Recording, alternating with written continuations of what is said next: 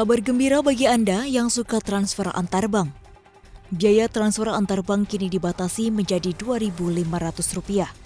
Bank Indonesia telah menerbitkan ketentuan penyelenggaraan BI Fast sebagai pedoman bagi para calon peserta maupun peserta BI Fast. Peraturan tersebut efektif per 12 November 2021.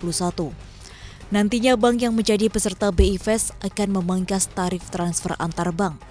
Dalam hal ini, bank yang dapat menjadi peserta BI Fast, yakni bank umum konvensional, bank umum syariah, unit usaha syariah, dan kantor cabang bank asing di Indonesia.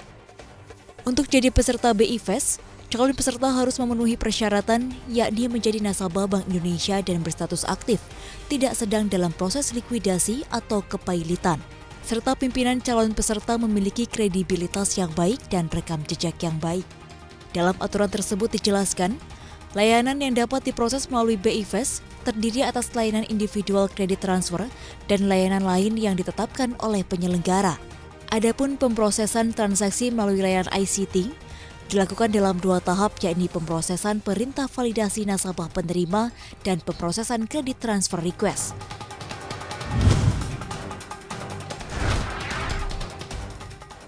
Badan Pengelola Keuangan Haji (BPKH) resmi menjadi pemegang saham pengendali Bank Muamalat.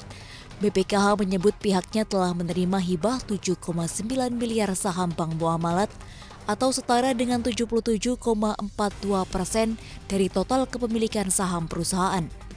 Hibah saham tersebut diterima BPKH dari Islamic Development Bank, Bank Bobian, Outwell Holdings Limited, National Bank of Kuwait, IDF Investment Foundation, dan BMF Holdings Limited. Dengan adanya hibah tersebut, BPKH kini mengempit 78,45% saham. Dalam prosesnya tidak ada harga pengalihan per saham karena berstatus sebagai hibah. Sebelum pengalihan saham, Islamic Development Bank memegang porsi 32,74%, Outwell Holdings Limited hingga BPKH. Peralihan ini pun diklaim untuk memperbaiki kinerja Bank Muamalat ke depan. BPKH nantinya juga akan melakukan penguatan modal kepada Bank Muamalat melalui berbagai skema. Garuda Indonesia masih belum menyerah dengan opsi pilot. Baru-baru ini, manajemen Garuda Indonesia menyerahkan skema proposal restrukturisasi utang-utangnya kepada lessor dan kreditor.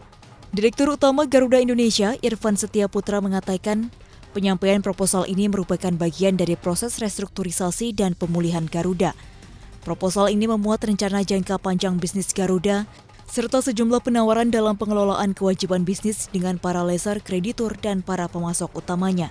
Sebelumnya, manajemen Garuda Indonesia dan Kementerian BUMN menargetkan total seluruh utang Garuda Indonesia bisa turun menjadi 3,69 miliar dolar Amerika atau setara dengan 52,39 triliun rupiah.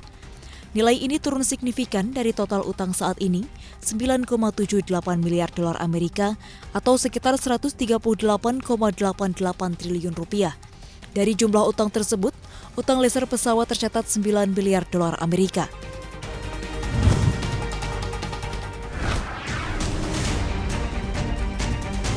CEO Tesla, Elon Musk, kembali menjual 934.000 saham senilai 931 juta dolar Amerika atau sekitar 13,2 triliun rupiah.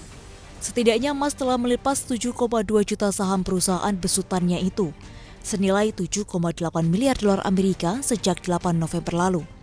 Berdasarkan dokumen yang diserahkan kepada Komisi Sekuritas dan Bursa Amerika Serikat atau SEC, keputusan Musk menjual sahamnya lantaran dia memiliki jutaan opsi beli saham yang harus digunakan sebelum Agustus 2022. Selain itu, dia juga memiliki kewajiban untuk membayar pajak. Pada Sabtu 6 November, Musk sempat melakukan survei terhadap sekitar 62 juta pengikutnya di Twitter. Survei itu terkait penjualan 10% saham Tesla untuk membayar kewajibannya itu, di mana tagihan pajak konglomerat itu mencapai 15 miliar dolar Amerika. Kemudian pada 8 November, Musk juga menjual 934.000 sahamnya senilai 1,1 miliar dolar Amerika.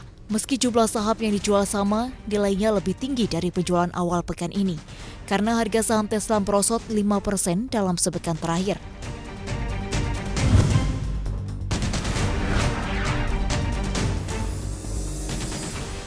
Gejolak badai harga di pasar kripto masih belum usai.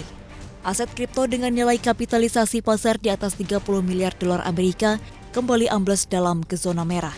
Usai merespon negatif perancangan Undang-Undang Amerika Serikat yang berisikan persyaratan pelaporan pajak kripto kontroversial. RUU itu mengharuskan semua broker kripto untuk melaporkan transaksinya di bawah kode pajak saat ini. Pendukung industri kripto khawatir definisi dari RUU tersebut akan terlalu luas dan melibatkan entitas seperti penambang dan pihak lain yang tidak benar-benar memfasilitasi transaksi.